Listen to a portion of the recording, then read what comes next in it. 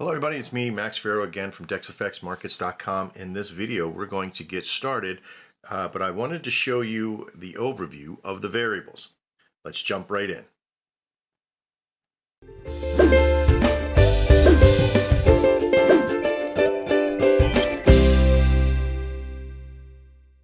Okay, so now we're over at TradingView.com. We're on our Dexatomics,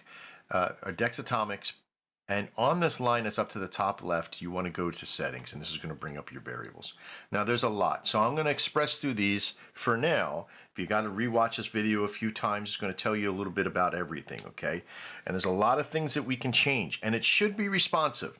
Now, before we get started, I'm going to tell you that if you happen to click on something and it gives you an error over here, it's just temporary. It's sometimes the data doesn't come over fast enough and it causes it to go a little bit weird at this stage, but we're dealing with a lot of data, okay? So, first things first, in the input side, you'll see it says trade type to test.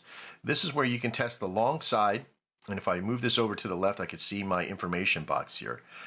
You could test the long side or the short side. And here, I'm going to test the long and short. Now, don't pay attention to how much the percentage profitability is here just yet, okay? We'll discuss that here in a second. But if I change this to a long, which is a buy, you'll see that the data will change, right? It'll go up or down. If I go to a short, it'll change as well. And if I go to long and short, it should be a combination of the two, somewhere in between. So from 47 to 52 is 50, right? So the math works out. Also, in this little box, there's the total amount of trades, the winning trades, and the losing trades. Now remember, any winning percentage should be above whatever amount that you're risking. So if you're risking $55 to trade, you should have a break-even status of 56%. Remember, you're only trading you want anything above 56%. Now, the closer you are to that risk value of $55 for 55% or 56%, the more trades you're going to be losing in there too. The best variables that I have found are in the high or medium to high 60s and even 70s. Those are the best ones. There's 70+% that we use in our Dex data signal. Dex Delta signals are also there as well. So I want you to have a look at this process as you begin to unfurl the data. You're not looking for perfection, and don't try to force all the data down your throat with it, okay? All right, so the next down is the time frame. We're only going to be using a 1 hour trade, so on a 5-minute signal, but the same variables will apply to 2 and 5-minute trades, okay? I'm going to be back testing with the last 90 days, but in some cases you can change that to custom and change this data accordingly, right? So if it's February 17th right now, or 16th, I'm sorry, the start time that I want to start using data would be somewhere, say, oops, maybe not there. Go back all the way over to, let's see, let's say if I want to trade just 1 month prior to, I want to look at the data from the last month. So I would go the 16th here, right? And then I would have to change the, if it's past that time, it'll be up to date, right? So I have to make sure I have custom. I have to make sure I'm on what time frame I want, what time period I want, all that stuff, right? But for now, I'm just going to use the last 90 days. Okay. With the start time selected, I can now test also what days I want to trade. Like if I don't want to trade on Mondays, which would, in my experience, and I'll show you here in a second, you can see that it drops the effectiveness considerably. Now, this is just this one AUD/USD trade system, so I'm just showing you that. If I take these off, take Sunday off, it might change it even more, right? But again, I haven't isolated a few things in here yet, so that percentage is a little off, okay? So I'm going to put them all back on. I'm now going to look at the risk type also of either a high risk, and you'll see the number change, or a low risk, and you should see the number change. Again, if the number doesn't change, make sure there's not an exclamation point up here with a red on it. That means that there's an issue. But don't worry, that's issues only pertain to receiving the data, and you just have to cycle back and forth from one thing to another. That's like the proverbial customer service or customer tech issue. Turn it off and on. Okay, so I like to begin testing everything in medium level. I also have the opportunity to validate signals. Now, what this means is it doesn't mean if they're good or bad. It means that if there is a buy that's above that we consider that a valid or validated because it's above the moving average. This was something that we used a long time ago.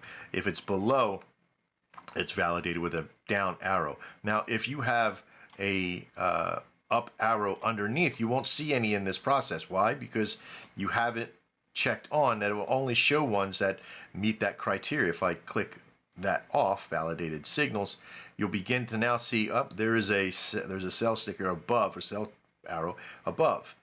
Okay, so we turn this thing on and off.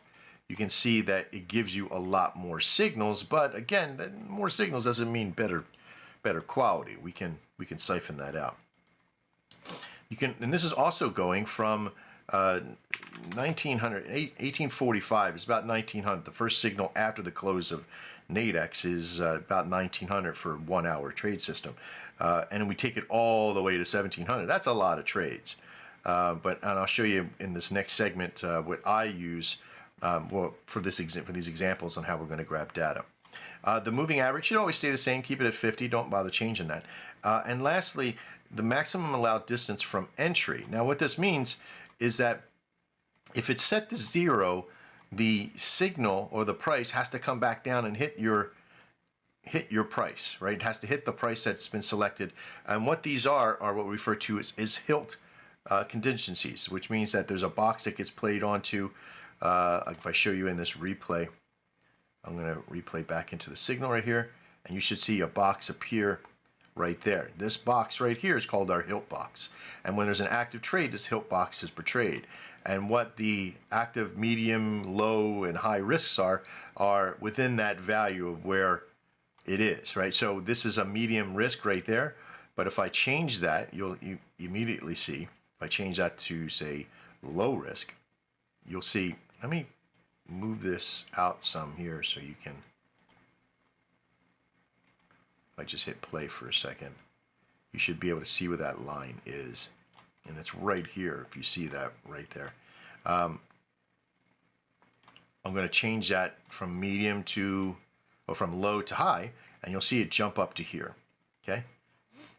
And this is where you would say, I want to take a high risk trade, but that's the level, that's the statement price that I'm going to look for, that or lower over on Nadex, okay? So you can be changing that process. Now, when we get this maximum allowed distance, what that means is that when we trade a 50-50 trade, like I trade $50 risk for a $50 gain, you can probably hit that line, right? We call that at the money. But if the price, if you're trading like 45-55, you're going to want to put 1 pip in here. And the number, the integer for this is just 1, right, for 1 pip. 2 pips is 2 pips. Like if you're trading a 35-65, you can actually have 3 pips in there. Okay, but we're only going to be trading 1 pip distance. That means that the price is going to come down, and if it comes within 1 pip, we're going to simulate a trade. That one's gotten picked up. Okay, so I'm going to put 1 in there, and we're going to watch that change just a little. Okay, so it changed just again, if I'm in this process, I can hit delete there, and now it's all back on again. Okay, and I'm going to make sure that my 1 is still there. All right, now as we go through the next segments, we're going to show you how to combine all this information together and how to cycle through it. That should be a couple parts of us in the next segment. Okay, but this was just a quick overview of the variables and the testing and the data testing we're going to be doing. We have a lot of room to go still. All right, I'm Max, this is Dex. We'll see you next time, and as always, trade well.